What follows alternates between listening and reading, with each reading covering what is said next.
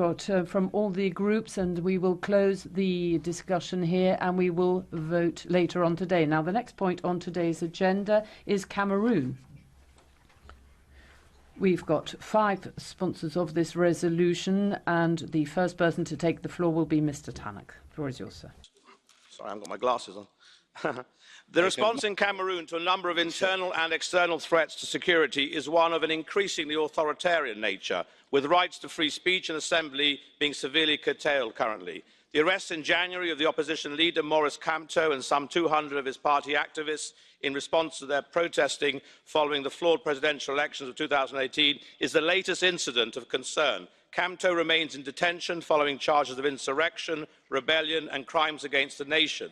Whilst Cameroon has been an important regional partner in the fight against terrorism, particularly Boko Haram, which has been active in the far north region of the country since 2012, there are many concerns about the misuse of anti-terrorist legislation passed in 2014. Reports regarding the extrajudicial killing of allegedly former members of the terrorist organisation and the activities of vigilante groups suggest also that a growing number of innocent civilians are in danger of being targeted. Meanwhile, the government's response to the protests of its Anglophone majority in the northwest and southwest regions is also of grave concern. Thank you. Thank you very much. The floor now goes to Mr. Urban Crespo. Thank you very much, President. The armed forces in Cameroon have been accused of committing violations against the human rights of the civil population. They have also been accused of arbitrarily detaining protesters who are protesting irregularities during the last elections. In the English-speaking regions, the army has fired on unarmed people from a helicopter, causing tens of deaths. And European-made arms have also been used to execute people. There are videos that show that Cameroon soldiers have killed women and children just because they have been suspected of being part of Boko Haram. Member states such as Spain are selling arms to the country in spite of the fact that it is banned under the common position of the Council going back to 2008. But that has not been mentioned in the text. The European Union and its member states are actually providing military training and logistical aid, as well as arms and military equipment for Cameroon. And this is something that has been suspended by countries such as the United States because of the flagrant violations of human rights that have been committed in Cameroon. We call on the European Union to stop any military advice and help and the sale of arms and equipment to Cameroon, because human rights then are simply words and they are not actually actions, and we cannot stand for that, ladies and gentlemen. Thank you very much. Bardzo proszę, pani posłanka. Thank you very much. The floor now goes. Honourable High Representative, dear Chairman, even on this last day of a final plenary session of our mandate, we show our commitment to fight for justice and humane world. Today, this brings us to Cameroon. Numerous reports from human rights monitors have documented the excessive use of force by security forces and continued human rights violations against citizens. Several members of an opposition party, including its leader Maurice Kamto, and a large number of protesters and sympathizers are imprisoned. On top of that, the authorities of Cameroon have repeatedly restricted the freedom of expression by shutting down the internet and harassing and detaining journalists. These actions are fundamentally against the values and standards that we promote on the international scene. For that reason, dear colleagues, we as a European Parliament must act. We must call upon the authorities of Cameroon to immediately and unconditionally release all political opponents and any other citizens who had been detained solely for political purpose. We need to condemn the use of excessive force and violation of the freedom of expression, and stress and request independent and transparent investigation into these violating actions. Looking at our own possibilities, the European Union can also make a difference. We should take advantage of the political leverage provided by the Development Aid Programme to enhance and defend human rights in Cameroon. Additionally, the European Union should also consider providing technical assistance and political support based on our experience in other conflict regions and development programmes in order to assist the development of stronger democratic Cameroonian society. Dear colleagues, this motion works for a better future for all the Cameroon citizens and deserves all your support. Thank you very much.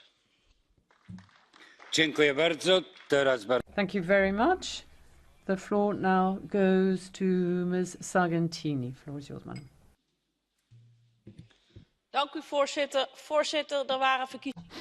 Thank you very much. October 2018, there were elections in Cameroon and President Paul Biya was re-elected. But he's been in power since 1982. How is that possible? And it's not strange that there should be protests in the streets. And I believe that the core of our resolution today is that the Parliament says to Paul Biya, leave Maurice Kamto and his people free. Release them. Democratic protest is only to be expected in a democracy. Being taken to a military tribunal is not any kind of place for civilians. And there are countries where different languages are spoken, and we know about that in the European Union as well. And I believe that we don't often talk about Cameroon, but this is an opportunity for us to do just that. And power is in the hands of Paul Biya. He can bring about change. Thank you. Thank you very much. The floor now goes to Ms. Schaake. After the elections that have led to many questions in Cameroon, peaceful strikes and demonstrations escalated into violent clashes, and security forces were involved in serious human rights violations. Hundreds of people have died, hundreds of thousands are displaced, and activists have been rounded up and jailed. Now, oftentimes, anti-terror laws and heavy security measures are abused to justify these crackdowns. There have been cases of torture, forced disappearances and extrajudicial killings. The freedom of expression is not respected, whether online or offline. So this is a very, very serious escalation. We urge the security forces in Cameroon to stop the use of this disproportionate violence and to respect the human rights of all its citizens. There need to be investigations into the allegations of excessive use of force and human rights violations, and it is very important that under the leadership of the African Union, there will be peace talks that we, as the European Union, and all of our leaders need to support. Thank you. Thank you very much.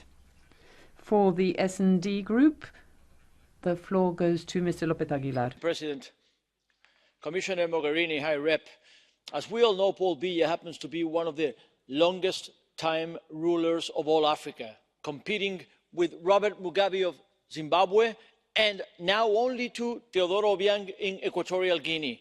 7th election leading to massive demonstrations against rigged elections. And Maurice Kamto, the leader of the Mouvement pour la Renaissance de Cameroun, was detained, now in prison, facing charges which could lead under military courts nothing less than life sentence or death penalty. So we urge, first of all, the stop of this violence and harassment and the bans against demonstrations. We urge credible, transparent and free election through electoral reform. We urge the European Union, along with the African Union and the United Nations, to exert a role of mediation in order to secure the release of not only Maurice Kamto, but also 200 political party followers which were also detained. And of course, we finally urge the European Union to take measures in order to scale down the level of cooperation with a country which does not behave democratically. Thank you. Thank you very much. The next speaker is Mr. Czarnecki for the ECR. Thank you very much, Chair. President. We are talking about Cameroon, which is a country a long way away from Europe.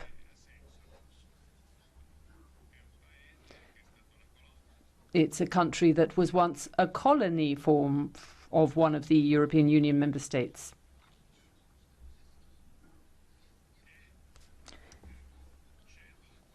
And therefore there is a moral obligation for us to be concerned about the country. Furthermore, we do provide a certain amount of humanitarian aid to that country, and so I think that we have the right to expect that when such aid is received, that country respects certain standards when it comes to human rights. And I think that our intervention on this matter should be a strong one of a unified one of solidarity, and only in that way will it be heard, both in Cameroon and in other African countries as well that we also deal with. And I think sometimes when it comes to the opposition, people don't remember that they have human rights. Thank you very much, Mr. Corral. Thank you, President. And good morning, High Representative. Cameroon is facing several major challenges: Boko Haram in the north, problems in the east with the Central African Republic border as well, and others besides, and they deserve our solidarity. It's important that we repeat loud and clear that this threat cannot be countered by disproportionate use of violence and systematic violations of human rights. In particular, we condemn strongly torture, forced disappearances carried out by the secret services. And it's particularly serious when the public authorities is repressing legitimate dissents and preparing for the continuation in power of a ruler who has been there for decades. Closure of internet, prosecution of elected members of parliament, these are not legitimate ways of dealing with the major challenges which Cameroon certainly faces. Thank you very much. Thank you very much. For the ENF group, the floor goes to Ms. Bild. Thank you very much, President. First of all, we should support the armed forces as well as the civil society in Cameroon for having resisted Boko Haram. And Cameroon has worked as part of a trans-Saharan partnership as well as in a multi-national force to fight Boko Haram, and it has taken in thousands of Nigerian refugees who are fleeing from Islamist barbarism. And for years, Cameroon has been criticized for this, whereas in actual fact it is a beacon of stability in a region which is being driven apart by many different forms of tension. First of all, there are tensions between the English and French-speaking communities, and throughout the Anglophone region, there are the largest reserves of hydrocarbons, and the public companies which control them are an avowed aim. And secondly, because efforts have been made by the Cameroon government to promote bilingualism and multiculturalism, and they have offered English-speaking facilities in the Supreme Court as well as in the national education system, and have trained bilingual teachers. Now, there is this split in Cameroonian society because there are few English speakers living in French-speaking territories and vice versa, whereas in actual fact they stand by the same values and love of the same homeland, and that is the Cameroon we should support without interfering in the country or being condescending towards them. Thank you. Thank you very much. I now give the floor to Ms. Kienge.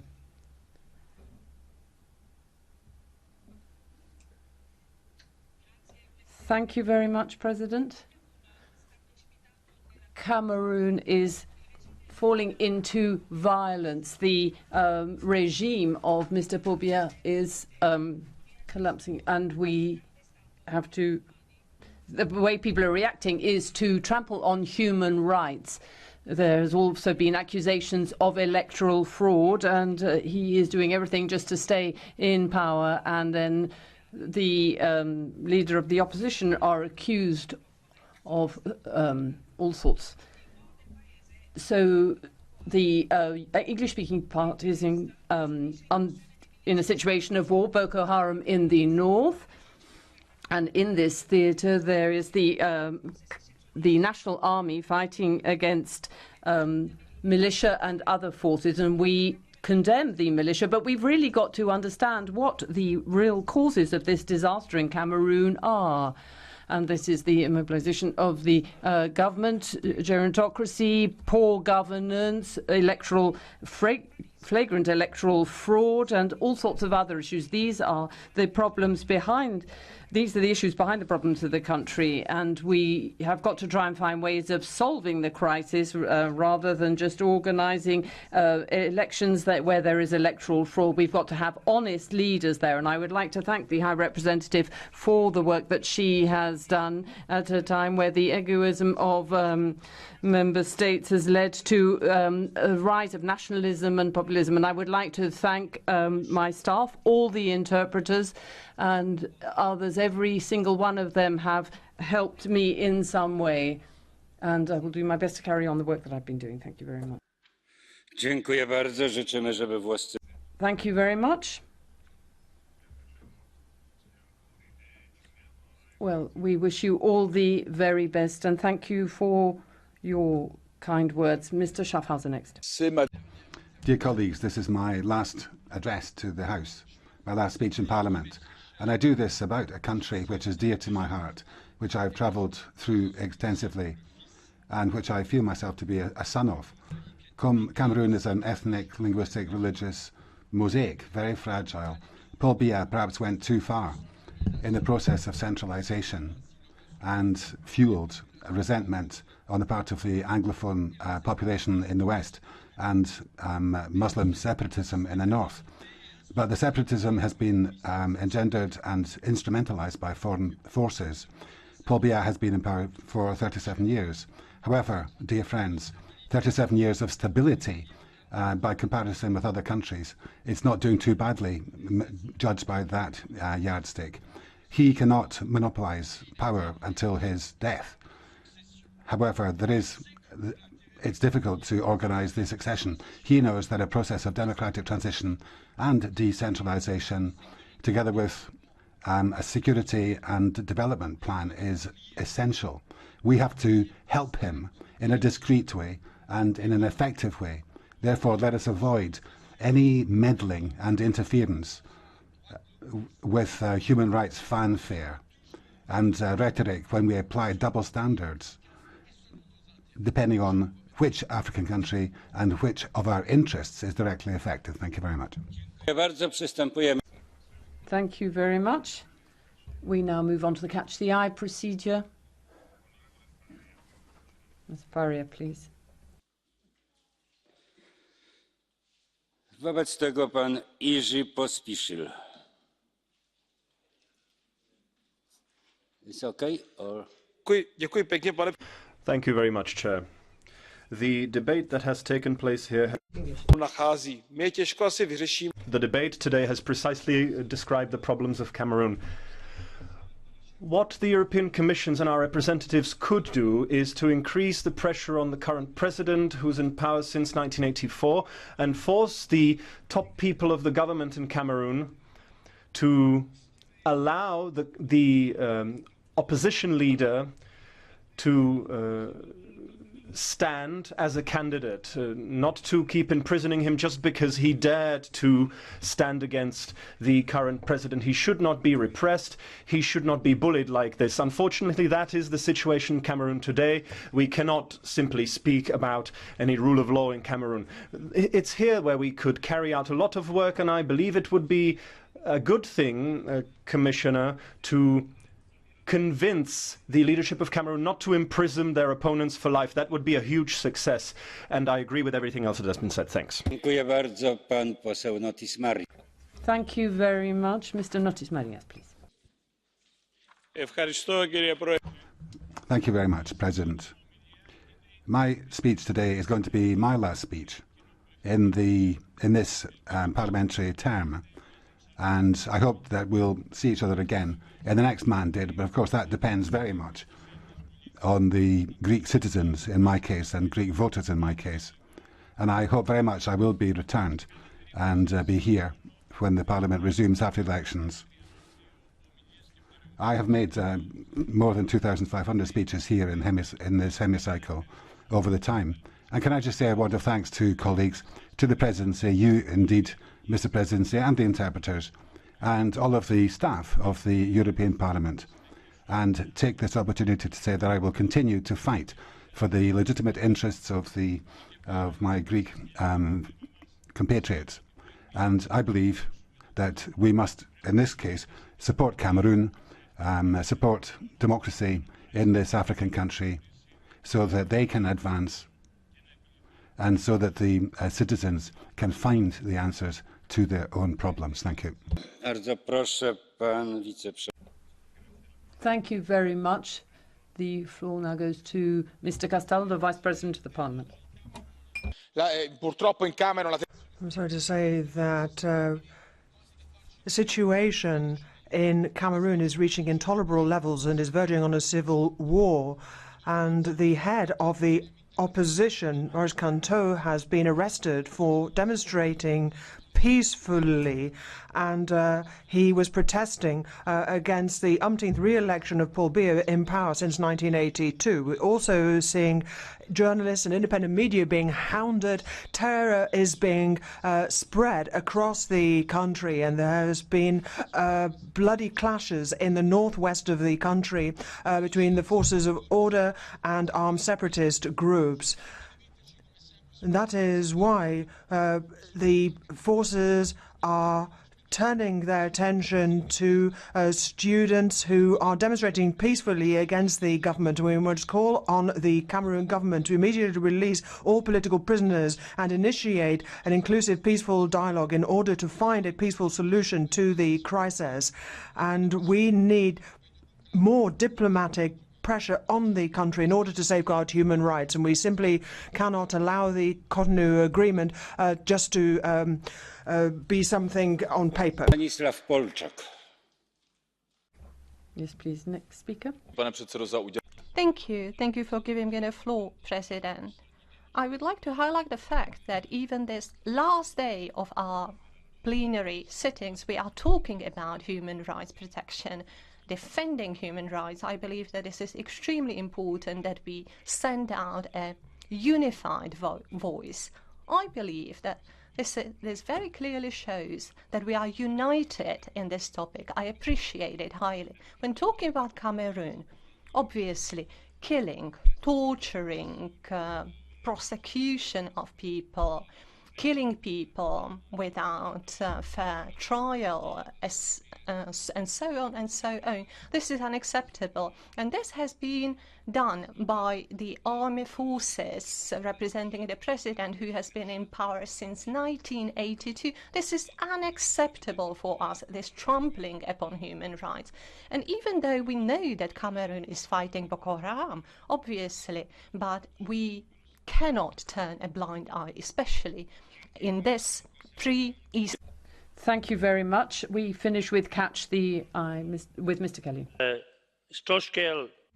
Thank you, President. What we hear is happening in Cameroon is terrible news, particularly as regards human rights. And in the case of the opposition being thrown into prison without cause, particularly Maurice Kamto. Therefore, it's clear that the security forces are acting against their own people. Many of them have been driven from their own homes, dispersed across Cameroon, as many as 500,000 of them, and 30,000 others have fled to Nigeria. Therefore, it's only right that we pressurize the authorities in Cameroon first to release Maurice Kamto and his companions, and then to establish democracy in the country. And in particular, that there would be free, independent media Without that, we can't make a lot of progress. Thank you, President. Dziękuję bardzo, pani Thank you very much. Ms. Šojdrová. Thank you very much. Colleagues, this urgency very clearly outlines to the Cameroon government that the European Parliament is watching the situation there and does not agree with the excessive use of force, limiting human rights and democratic opposition there. The EU has diplomatic as well as financial tools that can be applied here, and they should be applied. I do trust that the High Representative is listening to as well as hearing our reservations in this regard, and she will react. Colleagues, at this point, I'd like to thank all of you for your cooperation.